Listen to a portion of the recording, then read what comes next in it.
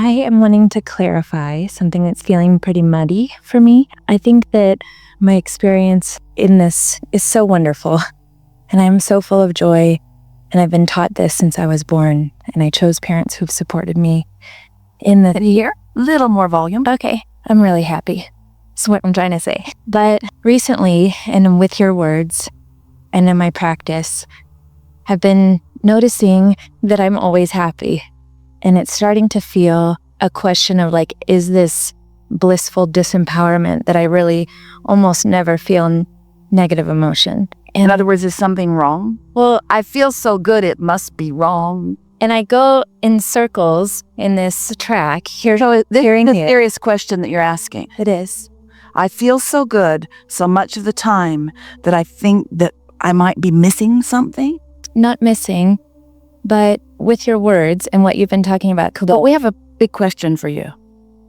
How do you know how good you feel if you don't ever feel bad? That is my question.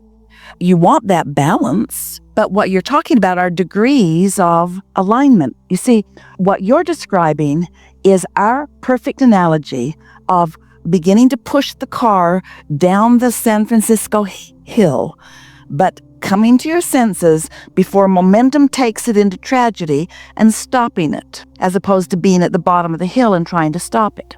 By reaching for more satisfying thoughts early on, you're staying more in balance. So it can go like this. You can want something but focus in opposition, which makes you want it more and focus in opposition, which makes you want it more and focus in opposition, which makes it want it more and focus in opposition, and you can have a roller coaster life experience. And eventually, you can want it so much that that will dominate, and you will close that gap, and you will feel great relief, and you'll say, man, am I alive? And a lot of people like to live like that. Or you could want it, feel a little dissatisfaction, look for satisfaction, line up with that. Then want it, feel a little dissatisfaction, look for satisfaction, and line up with that. Want it and feel a little dissatisfaction, line up with it. So you're allowing your momentum to grow so gradually that you're not even sure that you have it. For example, you could get into a really hot tub of water and you would know it. Or you could get into a really cold tub of water and really know it. Or you could get into a lukewarm tub of water that's not that deep and just gradually increase the temperature until now you're in a really, really hot tub of water and enjoying it. Or you could get into a swimming pool a little bit at a time and adjust to it, and before you know it, you see what we're getting at? There's no right or wrong in this. You get to choose it all. Most people like the drama because most people would rather have a negative thought than no thought. Most people think that lots of excitement around it, whether it's negative or positive, is better than neutral, but it isn't. So I think that I catch myself frequently having something dissatisfying occur, and then I say, oh, it's okay, because I can just so easily move in the direction of what is wanted, and it's effortless. I find myself frequently saying just, it's okay, it's okay, it's okay. And I believe it. But then there's a part of me where I feel the wobble, I guess. All right, so let's talk about this. Did you get what she was saying? So you're going to like this. So here's how it goes. You've lived life and you've asked for stuff, and your inner being knows the path to all of it. And now you're meditating and you're basking and you're appreciating and you're mostly feeling good. So you're often, in fact, almost always in the receiving mode. So what this conversation is, this is a conversation about how deliberate to be with your creation.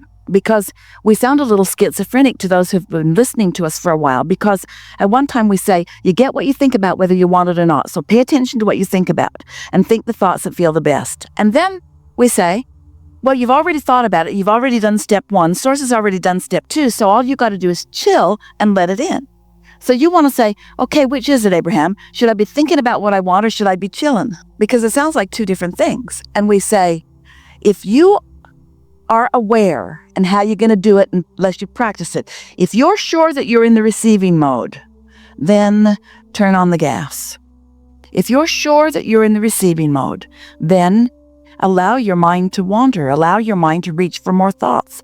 And you may not be doing that. You may be so worried that some thoughts, if they're a little bit more expansive, might take you into negativity, that you sort of hold yourself in quiet thoughts. Oh, it feels so good. Yeah.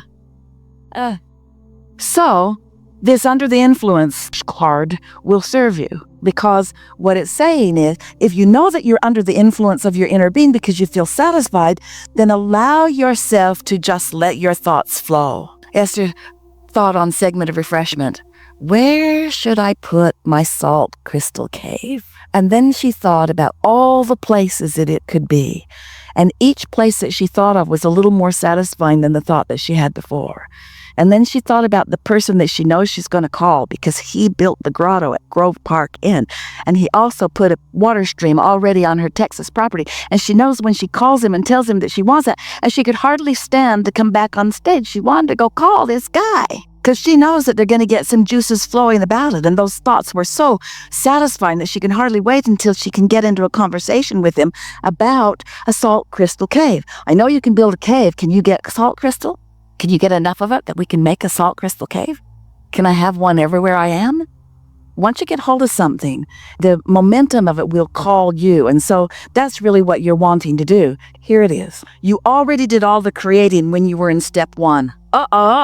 Hear it. You already did all the creating in step 1.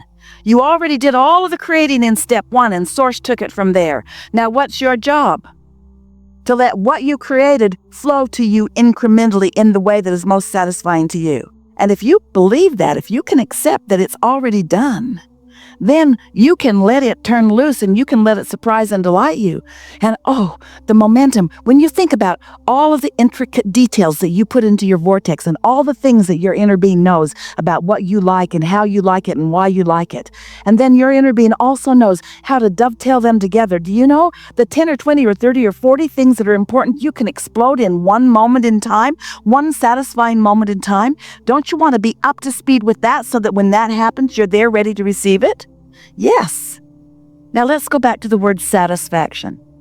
Did any of you read the book? That doesn't matter. We wrote a book, a really good book, called Ask and It Is Given, kind of about everything that we've been talking about here. And in that book, there is a emotional scale that starts with despair and fear and goes all the way to ecstasy and passion and appreciation and love, and several in between. There are so many words that describe emotions that if we'd put all the words in, it would be a very long list. So we just picked keywords, but right in the center of the list is the word contentment, which is our equivalent word to satisfaction. So once you find satisfaction and you allow yourself to focus in the direction of your inner being, that satisfaction picks up momentum. And that's what you're talking about. Because we know that what this conversation is about, I feel good, but I'm a little limp. I feel good, but maybe I want more momentum, but I'm a little afraid of more momentum because maybe the momentum will take me someplace I don't want to be. You do not need to worry about that. When you are in satisfaction and you allow momentum to grow, it will become more and more and more. It will feel better and better and better. It will move faster and faster and faster. And we promise you, you'll like going 100 miles an hour. So much more fun than 5 miles an hour. Enough? Absolutely. Maybe one more clarification that when there are moments on the emotional scale when you hit something that is less than contentment, I guess I've been trying to process how to let myself move through that instead of getting stuck. One moment. And here's the thing. If you are conscious and aware of the receiving mode, the receiving mode, the receiving mode, the receiving mode, the receiving mode, then those step 1 moments don't even faze you because you've got your sea legs, you've got good balance, you've got good shock absorbers. And now you can see it for what it is. It's more data for more decision making. It's not a statement of who you are. It's not a statement of judgment, because we know, we talk to you about positive and negative emotion, and some of you come away with the conclusion that negative emotion is a bad thing. But it isn't. The empty gauge on your vehicle is as important as the full gauge. If your car is on empty, you put a happy face sticker over it. Oh, don't want to know that. I should not be focusing on that. You want to know. You want to go fill up. Acceptance, then, I think, is something I've also been musing on to really acceptance being the absence of the sort of marketing and justification that you've been speaking about. Just give us more about that. Well, if I am experiencing negative emotion, instead of, as you just said, putting a happy sticker on it, just really looking at it as data, as information from which to move in the direction of what is wanted. It's guidance. It's guidance. Your inner being is calling you. And if you're hearing the call, then you're moving toward it. And if you're not hearing the call, you may move away from it. But how do you know you're moving? If your inner being weren't calling you and you had no awareness of the call, could you know when you're moving in the wrong direction? Did you hear us? If your inner being is calling you toward who you are and what you want, and you're feeling negative emotion, isn't your guidance system working? Isn't it? And isn't that a good thing? Mm-hmm. Esther played a game with Kate when she was little. When the first navigational systems were in her cars, they would program Magellan and then they would disobey her. Magellan would say, turn right, and they would turn left. And Magellan would throw a fit. When possible, make a legal U-turn. And Kate would laugh, and Esther would laugh. We're doing what we want. We're doing what we want. There's nothing serious going on here. Be easy about it. So you know what to do. You've got it figured out. Can you feel right now how clear you feel? And are you feeling more optimism about what's coming next? It's so fun to play, to co-create with the rascals of your world. And such a rascally world. So many people with so many different opinions and so many different beliefs and so many different lifestyles and so many different desires, and all of them just right because you came forth to be with all of them in order to help you to decide from your own very important and powerful perspective what you desire from where you stand.